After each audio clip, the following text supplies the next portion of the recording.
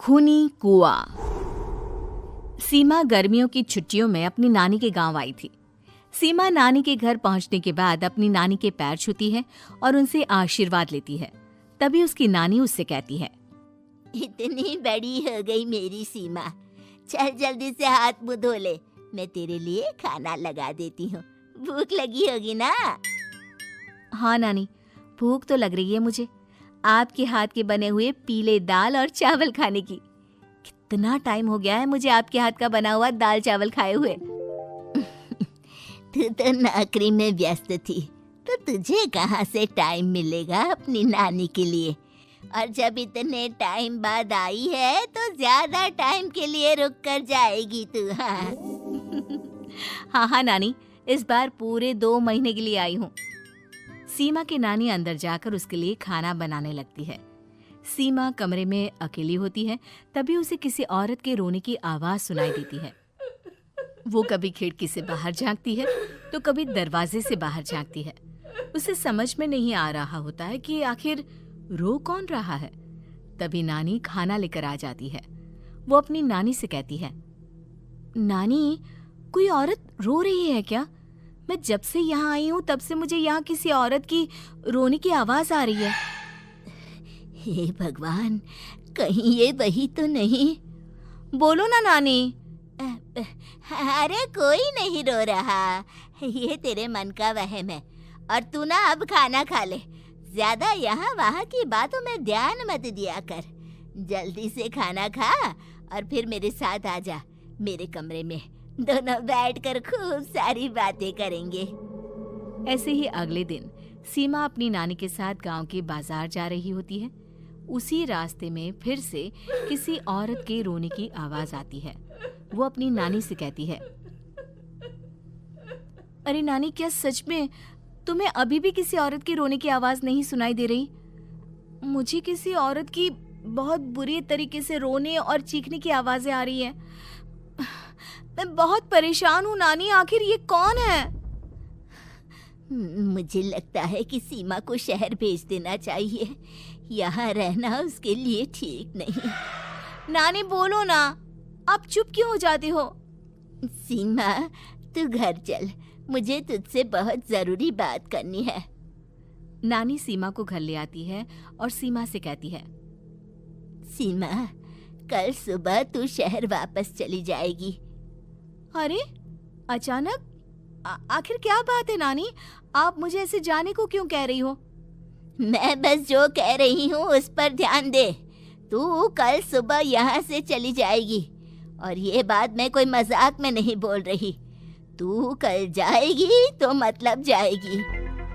अरे नानी, चली जाऊंगी मैं, ठीक है, पर आखिर बात क्या है ये तो बता दो।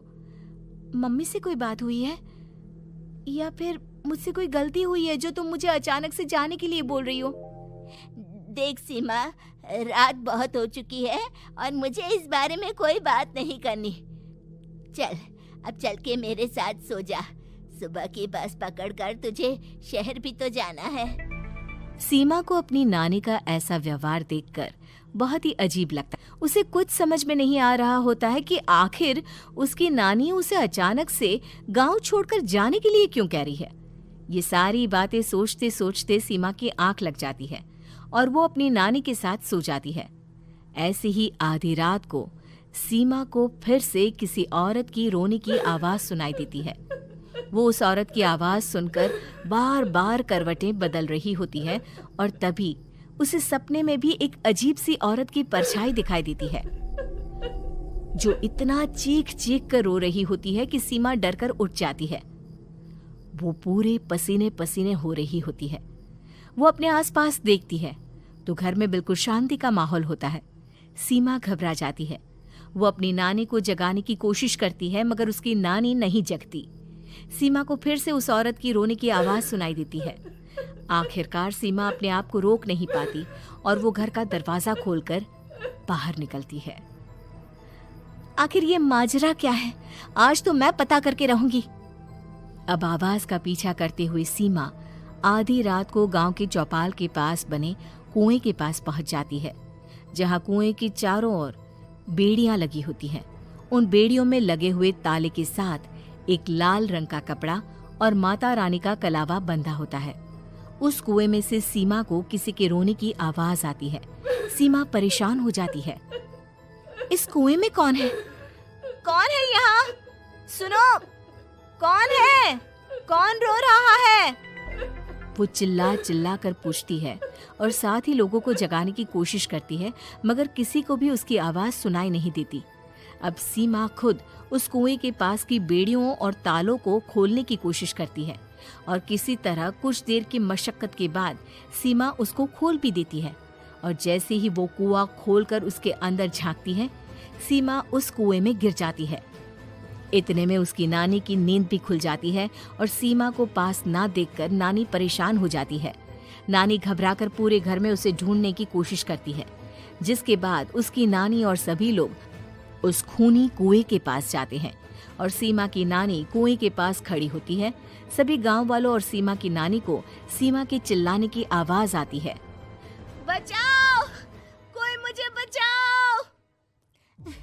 मेरी बच्ची, हम आ गए, हम तुझे बचा लेंगे। नानी, मुझे यहाँ बहुत डर लग रहा है। यहाँ इंसान की कटी हुई मुंडिया, हाथ, पैर और कंकाल हैं और खून भी है। नानी, मुझे डर लग रहा है। आप सब मेरी मदद कीजिए, नहीं तो ये खूनी कुआं मेरी बच्ची को भी खा जाएगा। अरे मुझे तो ये समझ में नहीं आ रहा कि आखिर इस खूनी कुएं को खोला किसने। सालों पहले इसको इतनी मुश्किलों के बाद तांत्रिक बाबा ने बंद किया था। अरे पूरा गांव खूनी कुएं के बारे में अच्छे से जानता है, तो कोई भी जानबूझकर तो ऐसा करेगा नहीं। मतलब किसी ने अनजाने में इसे खोल दिया है भैया। सीमा को इस बारे में मालूम नहीं था और जब से वो यहाँ आई थी तभी से उसे किसी औरत के रोने की आवाजें भी सुनाई दे रही थी। कहीं सीमा ने ही तो उसे नहीं खोला। अगर ऐसा है तो फिर सीमा का बचना बहुत मुश्किल है।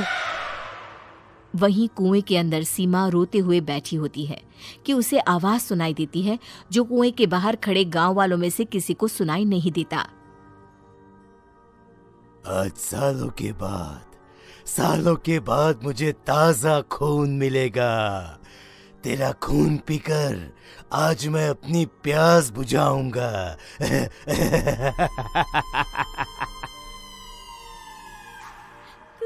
कौन है? मत मारो प्लीज, मुझे जाने दो प्लीज। मैंने किसी का क्या बिगाड़ा है? वो तुझे मरने के बाद पता चल ही जाएगा। जितने में गांव वाले और सीमा की नानी कुछ सोच पाते, उतने में उन्हें सीमा के चिल्लाने की आवाज आती है और अगले ही पल सब शांत हो जाता है। क्या हुआ? सीमा, मेरी बेटी। माफ करना बहन, लेकिन अब सीमा वापस नहीं आएगी। हमें एक बार फिर से कुएं को बंद करना होगा। गांव वाले तभी तांत्रिक को बुला कर लाते हैं। एक बार फिर अपनी शक्ति से तांत्रिक बाबा उस कुएं को हमेशा हमेशा के लिए बंद कर देते हैं और वहां एक बोर्ड लगा दिया जाता है कि यहाँ आना मना है।